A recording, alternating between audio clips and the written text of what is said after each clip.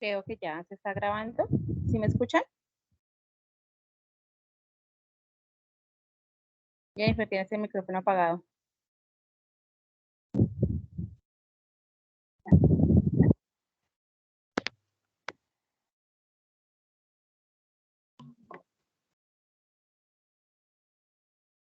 Margie ya está conectada, ¿cierto? Sí.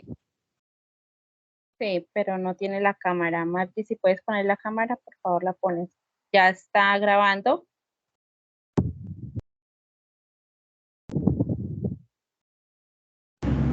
Buenas tardes, chicas.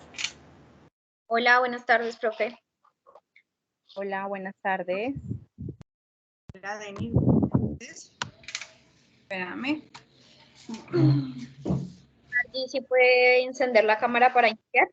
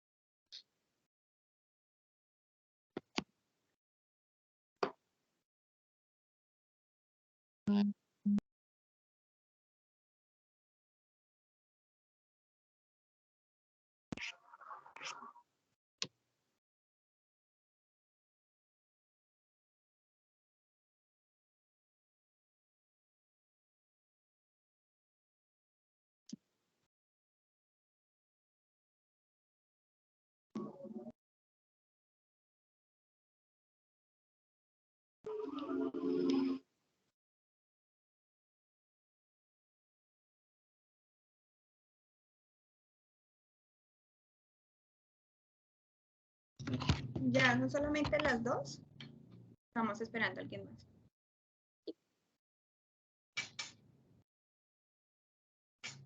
¿Estamos completas? No, profe, falta una compañera por encender la cámara, pero ya vamos a iniciar. Listo.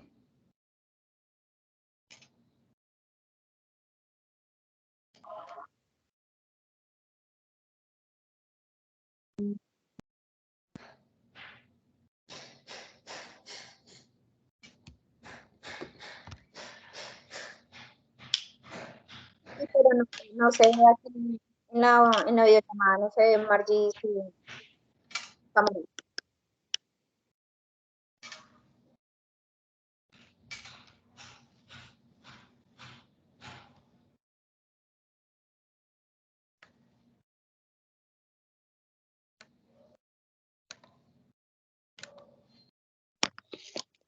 Bueno, vamos a iniciar.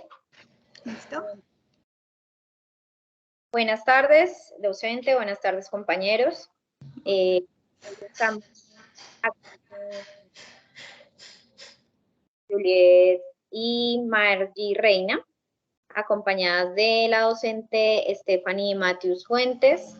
Ella es profesional en contaduría pública y tiene especialización en revisoría fiscal. Vamos a hacer, por favor, unas preguntas, las cuales ella va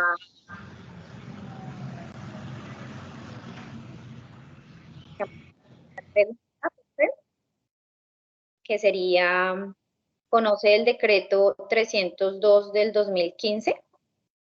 Bueno, en primera instancia, pues muy buenas tardes para todos, para las personas y el docente, las cuales están accediendo a esta grabación.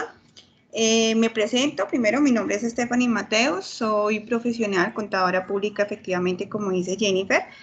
Soy especialista en auditoría forense y tengo un magíster en auditoría de cuentas. Bueno, teniendo en cuenta pues la experiencia que he tenido en auditoría financiera y revisoría fiscal, pues sí conozco el decreto 302 del 2015, es un decreto en el cual pues tiene mucha trazabilidad en todo lo que tiene que ver el aseguramiento de la información financiera y todo lo que tiene que ver con auditoría. ¿Listo? Entonces, no sé si tengan alguna otra respecto a esa. Sí, la siguiente pregunta. Buenas tardes, mi nombre es Denise. Sería pues ya si conoces efectivamente pues el decreto, ¿cuál es la importancia de este decreto que se está hablando? Listo, bueno, este decreto, pues como lo hablaba anteriormente, es un decreto en el cual le da mucha trazabilidad a todo lo que tiene que ver con la información financiera, el aseguramiento y la auditoría de la información en todas las compañías. Recuerden que este decreto, pues prácticamente lo que dio fue el otorgamiento de la ley 1314 del 2009, en la cuales pues hablan todos aquellos principios y normas de contabilidad de la información financiera y su aseguramiento en las compañías. Entonces, teniendo en cuenta, pues la auditoría no es que no existiera antes de este decreto, simplemente lo que pronto se dio mucho más a flote a nivel local, es decir, a nivel Colombia. Anteriormente, pues nos regíamos, obviamente estaba muy en bajo rigor, no se conocía mucho lo que tenía que ver la auditoría, solamente sabíamos el significado y como tal el enfoque de revisoría fiscal. A partir de este decreto lo que hizo fue el Consejo Técnico de Contaduría, fue como prevalecer o como darle unas propuestas a diferentes entes gubernamentales en las cuales dieran como normatividad todo lo que tiene que ver con las normas de auditoría y aseguramiento, más conocidas como las NAI. De ahí, a partir de esta, es donde se rige, pues como todos el código de ética, todos los principios que debemos que tener todos los profesionales en contabilidad, todo lo que es emitido por la IASB. ¿Listo? Entonces, teniendo en cuenta eso, pues ahí fue donde se implementó las más famosas NIA, que son las normas internacionales de auditoría. Y teniendo en cuenta eso, pues también tocaba hacerle un aseguramiento a esas personas que implementan la auditoría y ahí fue donde se otorgó pues las NIC, que son las normas internacionales de control de calidad. Entonces, teniendo en cuenta todas estas emisiones de estas normas, pues obviamente el decreto fue algo muy fundamental para nosotros los auditores, porque fue la base que nos dio como a florecer todas esas normas y principios que debemos que tener nosotros los auditores. Entonces, por ejemplo, en las normas internacionales de auditoría nos abarca mucho de cómo tenemos que ejecutar algún trabajo, de qué manera nos tenemos que regir, de qué forma revisar, qué métodos podemos y estrategias podemos implementar en diferentes compañías, porque anteriormente, aunque estaba muy resguardado, nos enfocábamos mucho dependiendo su actividad económica, dependiendo el énfasis de las compañías. Entonces, ¿qué hace este decreto? Es unificar la información de aseguramiento en una sola norma, es decir, que todos, independientemente del país, independientemente de la moneda local, independientemente de su actividad económica, pues hablemos en un solo idioma. Entonces, dando respuesta a la pregunta, el decreto es supremamente importante, fue lo que nos da principio a todas estas regulaciones que nos estamos ejerciendo ahorita nosotros los auditores. La tercera pregunta sería, Stephanie, las responsabilidades del auditor o revisor fiscal frente a la aplicación del decreto.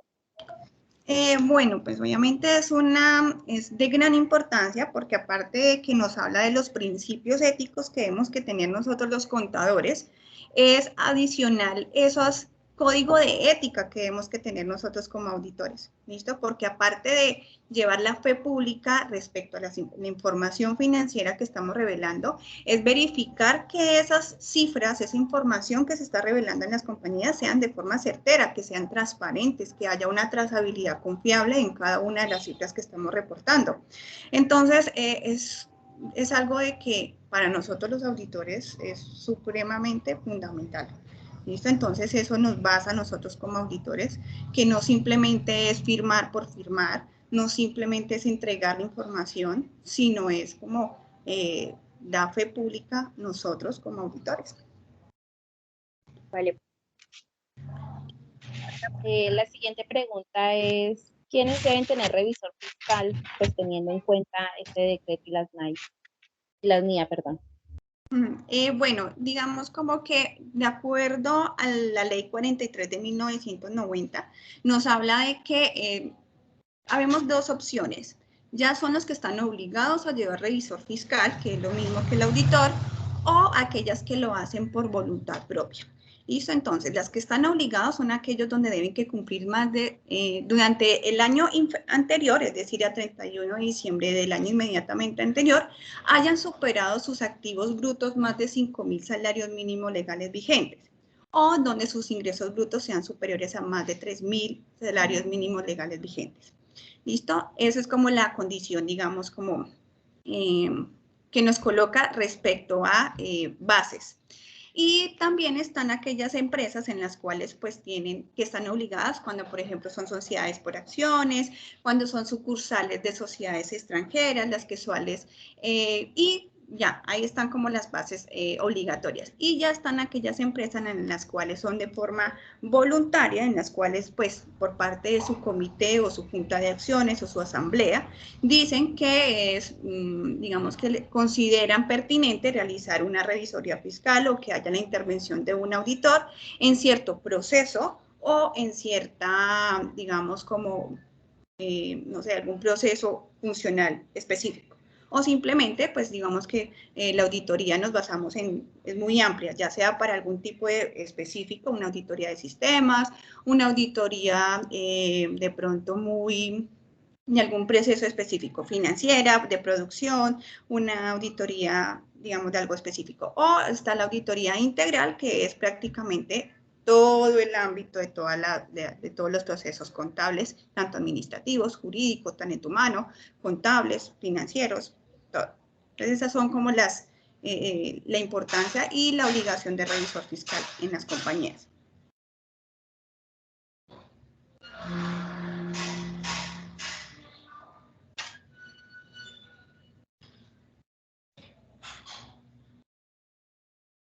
Jennifer, ¿haces esta siguiente pregunta o la hago? Sí, ya la hago. Profe, la quinta pregunta sería, ¿aplica la NIA o el decreto 302 en sus funciones? Señora, otra vez, Jennifer, repíteme la pregunta. ¿Aplica las NIA o el decreto 302 en sus funciones? Bueno, dentro de mi experiencia profesional, pues obviamente se tiene que aplicar de las dos maneras. Es más bien dependiendo del enfoque que queramos llegar. ¿Qué diferencia hay entre el decreto 302 y la NIA? Es simplemente que el decreto 302 es lo que dio como el impulso o la aplicación de esos principios de normas de auditoría, ¿sí? Es lo que nos dio pie, ¿sí? Entonces, como profesional, como auditor, como contador, tengo que aplicar en mi conducta de ética, mi conducta profesional, el decreto 302. A nivel de proceso de auditoría, como tal, si quiero hacer un papel de trabajo, si quiero hacer auditoría de un proceso contable, digamos, realizar algún tipo de materialidad, a realizar algún tipo de prueba sustantiva, prueba analítica, en las cuales queramos de hacer, digamos, algún tipo de selección, ya sea por muestra, a criterio o juicio de auditor, entonces ahí sí aplicamos la NIA como tal. Entonces, si ustedes me preguntan respecto a mis funciones como auditora, yo he aplicado de las dos, obviamente tengo que ser ética para hacer mis funciones y tengo que aplicar las normas internacionales para implementar mis papeles de trabajo y mi informe de opinión de auditoría. Otro tema que estamos viendo en el momento son sobre los fraudes y pues entonces referente a ese tema en sus auditorías que pues ha hecho, ha encontrado fraudes y cuál ha sido el tratamiento frente a esos fraudes.